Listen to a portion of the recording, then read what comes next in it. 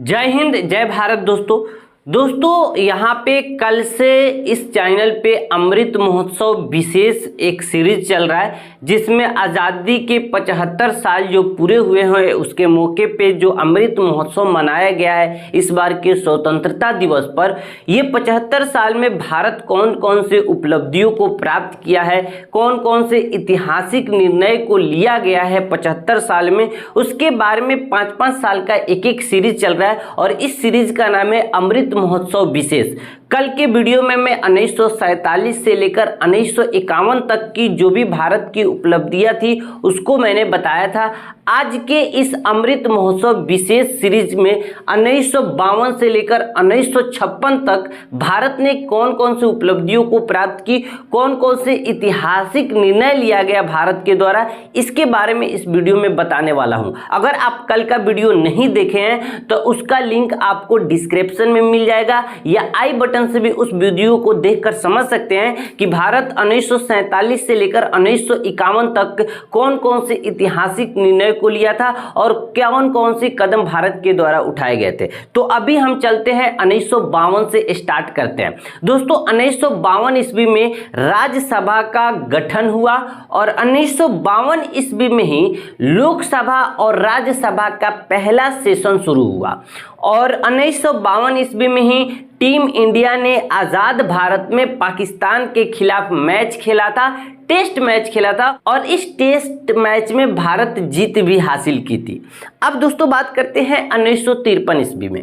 1953 ईस्वी में air India के साथ 8 एयरवेज कंपनियों को राष्ट्रीयकरण किया गया। ये जो 8 एयरवेज कंपनियां थी ये निजी थी और 1953 ईस्वी में इनको राष्ट्रीयकरण किया गया और इंडिया एयरलाइंस की स्थापना की गई। और जैसा कि आप जानते हैं कि ये टाटा खरीद चुका है और टाटा इसे ले लिया है, अब ये राष्ट्रीयकरण से फिर निजीकरण हो गया है।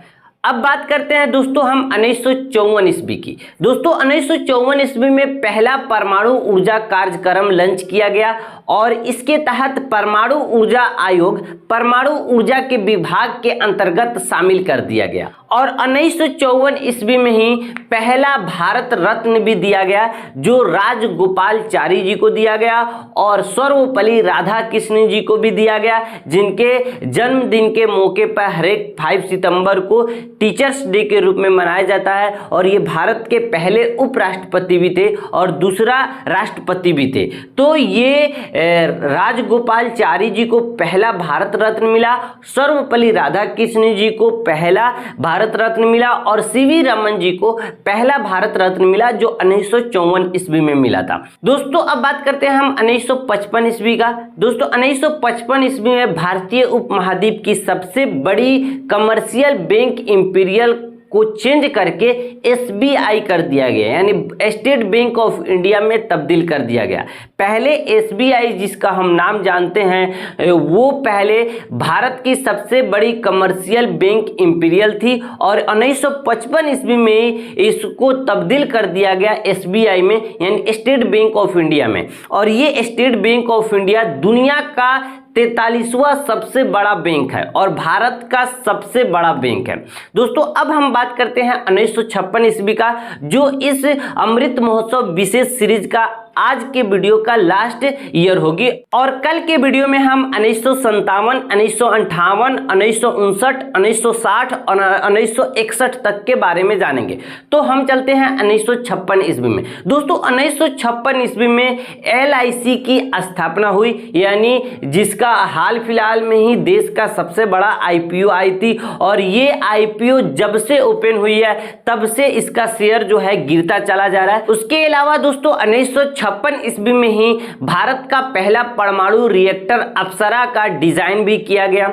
1956 ईस्वी में ही ओलंपिक में भारत पाकिस्तान को हराकर हॉकी में गोल्ड मेडल भी जीता था।